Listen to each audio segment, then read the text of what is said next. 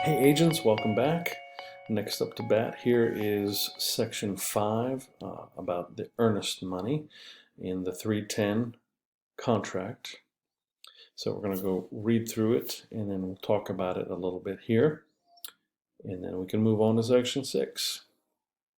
So obviously you got a couple of blank lines here and it could be easily confused sometimes. It's a lot different than the old Greenville contract that we used to have 4 or 5 years ago.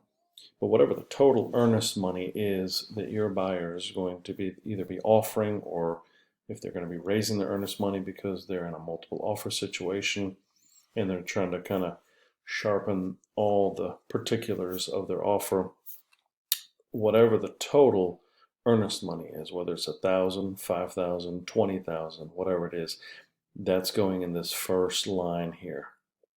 Then you have a couple of other options here. Most of the time, you're not going to have an actual check accompanying an offer. Obviously, what most people are doing, been doing for many, many years, is sending a copy of the earnest money. So whatever the total earnest money is, everybody's in the habit of providing a scan of the check. So, I mean, there could be some limited situations where you would actually submit a check, a real check with an offer. It could be a particular type of property, could be a high in demand property. Maybe the property is requiring non-refundable funds with the offer. You never know. There could be some unique situations. That's where you would put that, whatever part or whole of the total earnest money, if any of that would be due and payable with the offer, then that would go in here. But in most situations, most transactions, you're going to put 0 in here. Let's say you have 3,000 for the total, you have 0 here, and then the next part is where you would fill in 3,000. If the total is 3,000, let's say you're putting 3,000 will be paid by 6 p.m. on whatever date that is chosen, and the earnest money is in the form of a check, cash, or other, which they give the example of a wire here. Then you have the blank line here, which really is connected to the other box. So if you check other, if it's something other than cash or a check, so if it's a wire, or really in the last 2 years with the visibility of the Earnest app, where buyers can securely transfer their earnest money through the Earnest app and choose their escrow agent there. That would be a fantastic place to check other and then write in Earnest app to be a credit to buyer at closing or dispersed only as parties agree in writing or by court order or by contract or as required for closing by closing attorney. Buyer and seller authorize, again, whoever is going to be holding the earnest money, which in the last 5-6 years, it's typically going to be the closing attorney, but it could be a different escrow agent, could be another attorney that's holding the funds that just isn't closing it. Not likely, but this differentiates, again, in section 2, if you remember, under closing attorney, they actually added a line there to where you can signify who the closing attorney is. So you have the escrow agent section here, closing attorney on section 2. Obviously, 99 times out of 100, those two are going to be the same, but there have been times in years past where the firm holding the escrow money was different than a closing attorney. Not really likely nowadays. But anyway, so you're going to list who that is. So we'll just say Soleil Galloway, law firm, as escrow agent to deposit and hold and disperse earnest money according to the terms of any separate escrow agreement, the law and any regulations. Broker does not guarantee payment of a check or checks accepted as earnest money. Parties direct escrow agent to communicate reasonable information confirming the receipt and status of earnest money upon a broker request. If earnest money is not delivered by the agreed upon date above, seller may terminate the contract by delivering notice of termination to the buyer. So we're going to stop right here before we go to the bold section, and we'll go back and talk through this first half a little bit more in detail. So let's go back up here, because there could be an instance, again, not typically likely, but let's say you had a higher priced property, it was in demand, and you're going to offer a $5,000 earnest check. You could have a two-phase or two-step delivery process or schedule here, the way this is written out. So you could have $5,000 for the total earnest money, $2,000 of which accompany this offer, and in the remaining $3,000 will be paid by 6 p.m. on the chosen date. Or you obviously can just skip this like we talked about, or you can put the entire total in this line to accompany with the offer, but again, that's going to be highly unlikely in most transactions. The other thing that's very important here is the date that it will be paid to the escrow agent. In the last, I'd say, 8 years, a lot of brokerages have gotten away from holding earnest money and becoming the escrow agent. It used to be commonplace for the buyer's brokerage to hold the funds back in the day, but that has changed in the last 7 or 8 years. So here's a really important thing: if a brokerage is holding the earnest funds, the brokerages are obviously subject to license law. And license law gives us essentially 48 hours after an executed contract to have those funds deposited. If it's cash, it's got to be deposited immediately. So, but with the new process in the last 7 or 8 years of attorney firms holding money and becoming the escrow agent, they are not subject to license law. So really, you can put just about any date that you would like to in here. So if today being the 23rd of December, if we were submitting an offer, I could literally put in here $5,000 total earnest money, 0 accompanies the offer, $5,000 will be paid by 6 p.m. on January 2nd in the form of a check.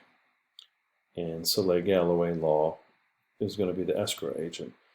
So you can actually have it now where the funds are paid and deposited beyond the 48-hour license law, because again, closing attorneys are not subject to the license law requirements of depositing earnest funds. The other thing that is really, really important, extremely important, and this is new verbiage as of the beginning of 2020, is this last sentence. If earnest money is not delivered by the agreed upon date above, seller may terminate the contract by delivering notice of termination to the buyer. So this is extremely important in any transaction, that you and your buyer and the brokerage get the funds to whoever the escrow agent is, well in advance of whenever the due date is, so that by 6 p.m. on that due date, it can be deposited by the escrow agent. Because what you don't want to have happen is a seller trying to figure out if the earnest funds have been deposited, and you as the buyer agent request proof.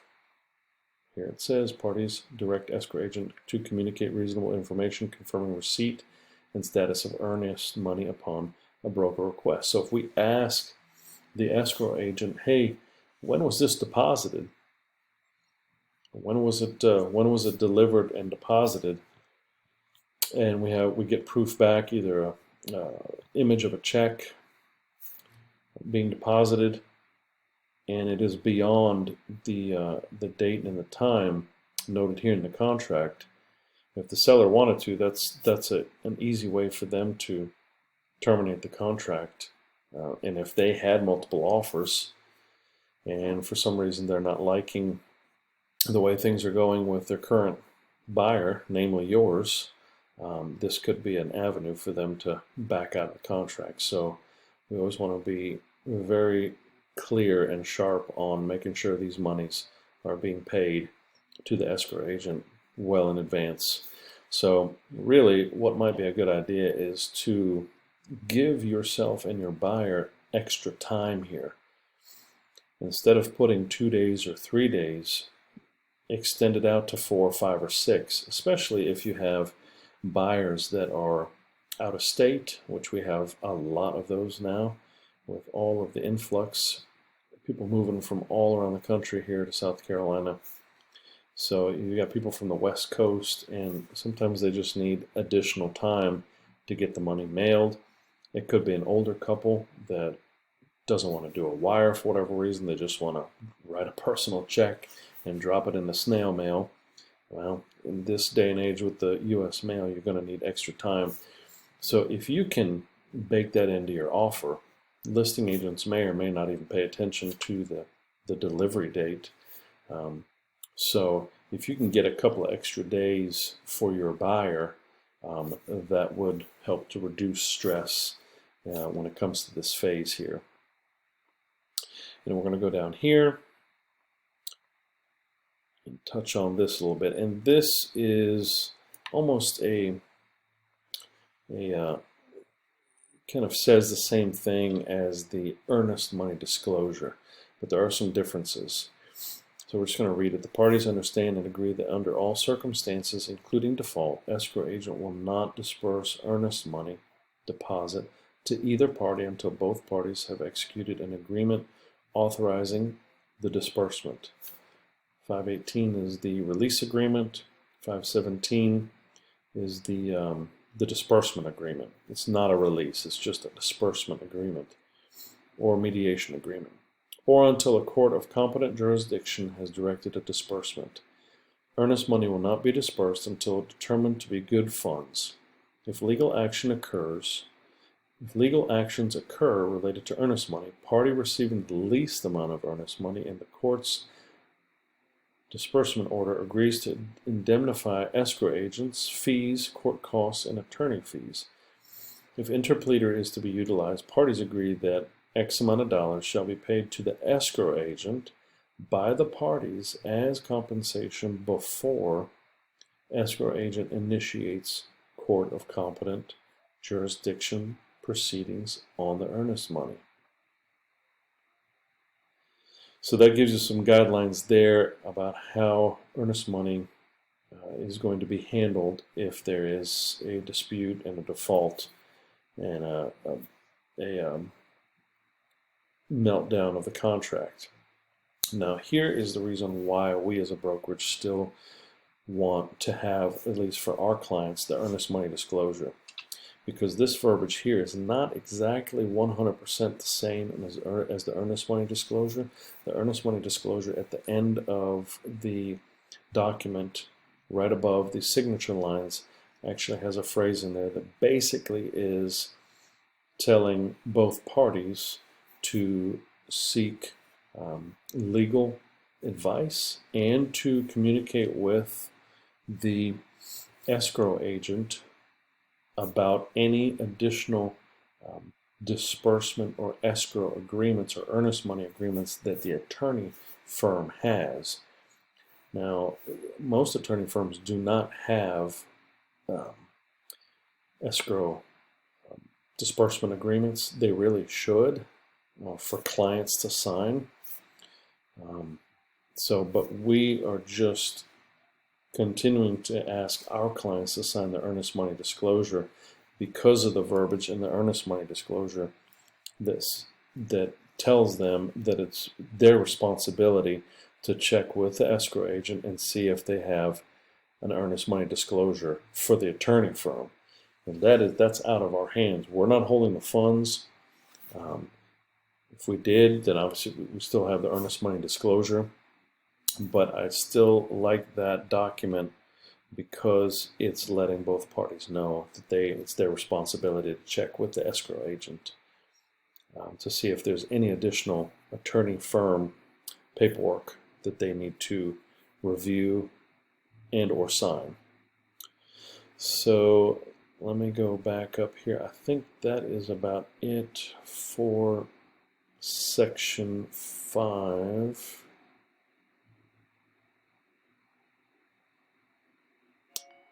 Yeah, that's everything that I can think of right now. Thank you again for watching, and I'll see you in section 6.